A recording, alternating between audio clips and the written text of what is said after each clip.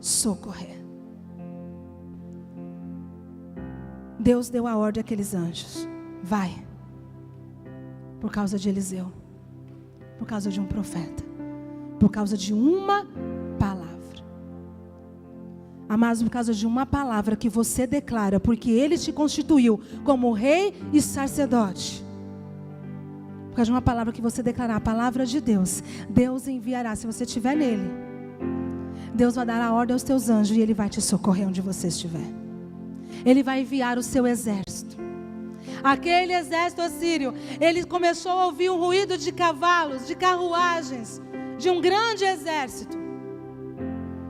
Eu começo a imaginar aqueles 4 leprosos andando. Eles não estavam ouvindo nada. E conforme aqueles leprosos andavam, aqueles que ninguém dava nada, estavam andando, aquele exército assírio estava ouvindo um exército. E quando eles chegaram, não tinha ninguém. E eles largaram tudo de tanto medo. Imagina o som que esses homens ouviram, amados. Imagina o som. Lembre-se, maior é o que está com você do que o que tem levantado contra você. Maior é o que está com você.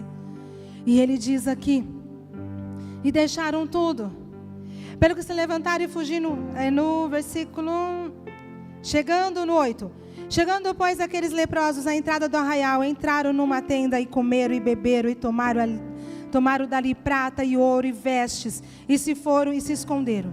Voltaram e entraram em outra tenda, e dali também tomaram alguma coisa e se esconderam. Então disseram uns para os outros: não fazemos bem, este dia é dia de boas novas. Vira para o teu irmão e fala: hoje é dia de boas novas. Amém? Glória a Deus. Hoje é dia de boas novas, irmãos, creia. A hora que você acordar amanhã, nessa segunda-feira, você vai declarar: inferno, hoje é dia de boas novas. Hoje é dia de boas novas. Acordou na terça-feira: Deus, hoje é dia de boas novas. E ele diz: e nós nos calamos? Se esperarmos até a luz da manhã, seremos tidos como culpados. Agora, pois, vamos e anunciemos a casa do rei. Vieram, pois, e bradaram aos porteiros da cidade, e lhes anunciaram, dizendo: fomos ao arraial dos sírios, e eis que lá não havia ninguém, voz de ninguém, mas somente cavalos e jumentos atados, e as tendas como estavam. Então os porteiros gritaram e fizeram anunciar a nova no interior da casa do rei.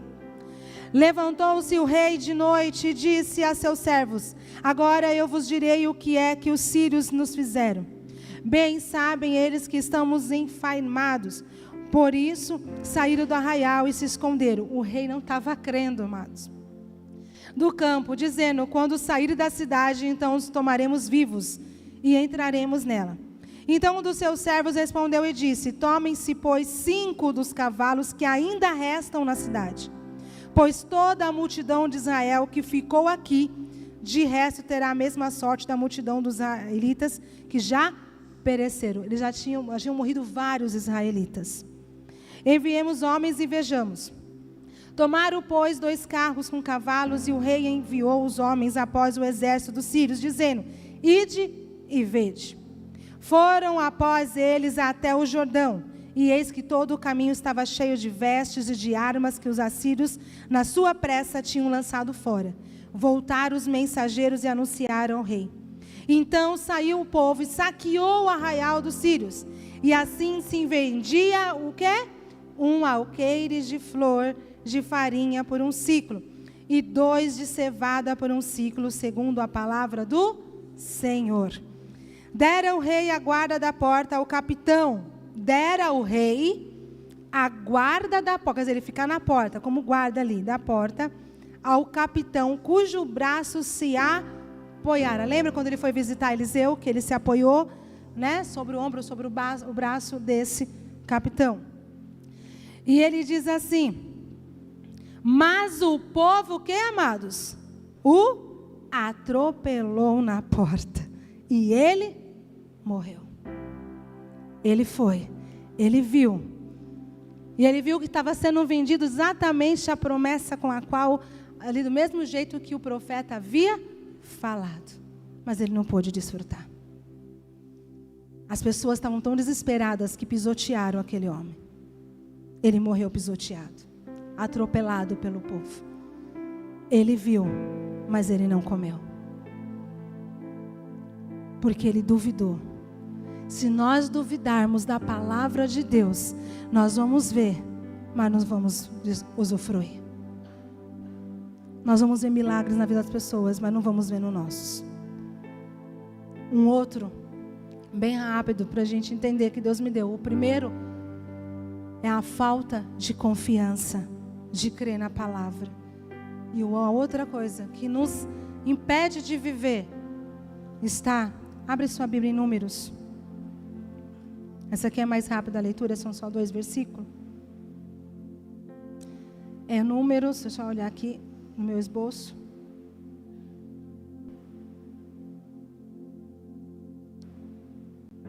Números 20, 12.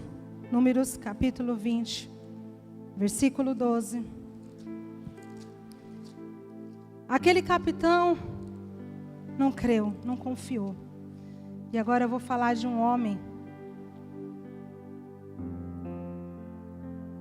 que era um homem de Deus, muito de Deus, muito. Como ele era de Deus. Tanto que Deus tomou ali ele. Tanto que o diabo ele procura pelo corpo desse homem depois que ele morre e não acha. Deus amava este homem. Deus fez muito através dele. Quem sabe quem estou falando? Moisés. Ele era de Deus ou não era, amados? Era usado ou não era? Mas ele não foi. Deus não passou a mão na sua cabeça. Por mais que nós somos amados por Deus, usados por Ele, Deus não vai passar a mão na nossa cabeça.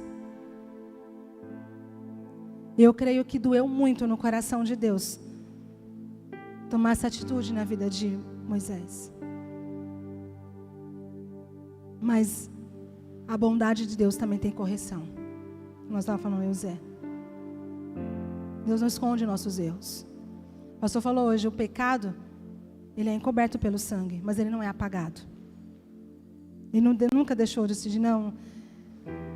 Está aqui todos os erros. De reis, de profetas, de discípulos. Deus não escondeu o pecado de ninguém. Ele diz que ele não lembra, ele não fica jogando na cara. Ele diz que eu jogo no mar do esquecimento. Ele não vai jogar na nossa cara, Deus não joga. Ele perdoa e pronto. Mas ele não é apagado, ele não é anulado. Aconteceu, tem as consequências. A gente sofre as consequências. Nosso pastor pregou hoje de manhã. Ele esquece, ele perdoa. Perdoar é uma coisa, mas ele não, agora não vai existir. É como se você nunca tivesse cometido aquele pecado. Ele nunca existiu, é apagado. Apagado que eu digo, amados, é no sentido, não é falando de culpa. Deus nunca mais vai te culpar por aquele pecado. Você pediu perdão, está perdoado. Eu estou querendo dizer assim, é como se, não é que Deus vai lá voltar no tempo e apagar e aquilo nunca existiu. Não, tem as consequências. Davi adulterou, teve as consequências, ele foi perdoado, mas teve a consequência. Nasceu o filho daquele adultério. Morreu, mas ele nasceu.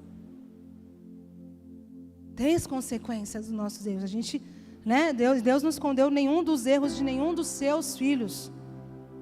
De nenhum rei, de nenhum deles. E ele aqui mostra expõe o erro de Moisés. E aqui no capítulo 20, versículo 12, diz assim: Moisés levantou a mão e feriu a rocha 2 vezes com o seu bordão, e saíram muitas águas, e bebeu a congregação e os seus animais.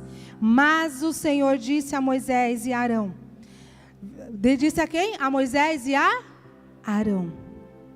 Grava aí. Visto que não crestes em mim, para me santificar diante dos filhos de Israel, por isso não fareis entrar este povo na terra que lhe dei. Na terra que lhe dei. Ali naquele momento, Deus, durante 2 vezes, Moisés é levado para dar água ao povo. Na primeira, Deus fala para ele, fere a rocha. Na segunda vez, Deus não fala para ele ferir. Deus fala para ele falar a rocha. Eu não vou ler tudo porque meu tempo já tá negativo. Então, Deus fala para ele falar a rocha, falar ao problema. São duas direções diferentes. São duas direções diferentes. Mas ele, por causa da pressão do povo, ele então esquece o que Deus falou com ele e fere 2 vezes. Ele fere. E aí Deus ele fala, porque você tomou essa atitude, tu e Arão não vão entrar, não vão levar meu povo à terra que eu prometi. Porque vocês não me santificaram, vocês não me deram honra. Quando a gente faz do nosso jeito, a gente também deixa de desfrutar aquilo que Deus nos entregou. A gente só vê. E lá em Deuteronômio 34, para a gente encerrar. Deuteronômio capítulo 34, versículo 4. Diz assim: disse-lhe o Senhor, esta é a terra que... Começa do versículo 1 primeiro, por favor, para poder o povo entender. Então subiu Moisés das campinas de Moabe, ao monte Nebo, ao cimo de Pisga, que está de fronte de Jericó. E o Senhor lhe mostrou toda a terra de Gileade até Dan, e todo o Naphtali, e a terra de Efraim, a Manassés, e a toda a terra de Judá, até o mar ocidental. E o Neguebe, e a campina do vale de Jericó, a cidade das palmeiras até Zoar. E disse-lhe o Senhor, esta é a terra que sob juramento prometi a Abraão, a Isaque e a Jacó, dizendo, a tua descendência a darei.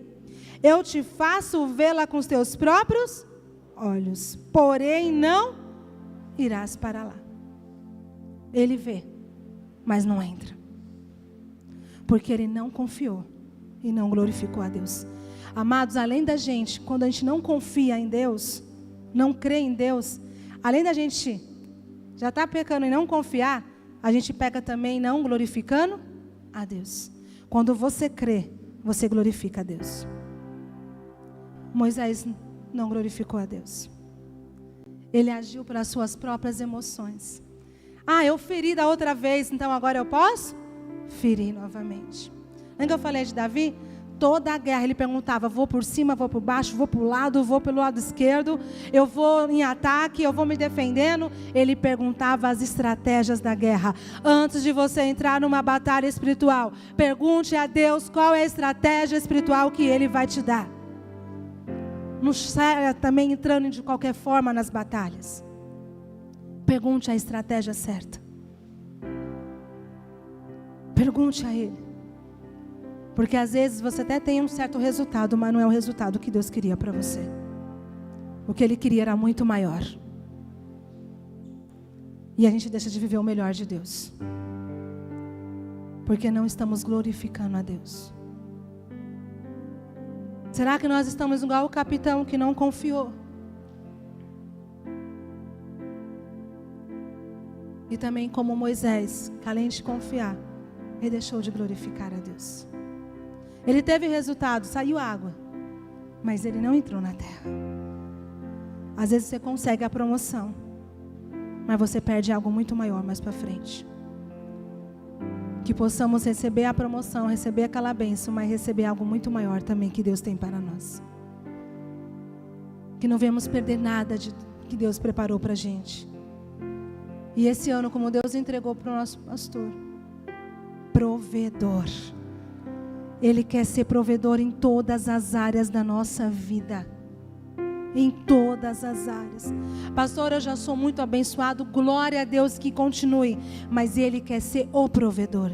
Que a gente possa entender que não é a empresa que é provedora nossa. Que não é ali os amigos. Que não é o carro, a ferramenta que você tem, a função, a profissão que você tem, o conhecimento, o estudo.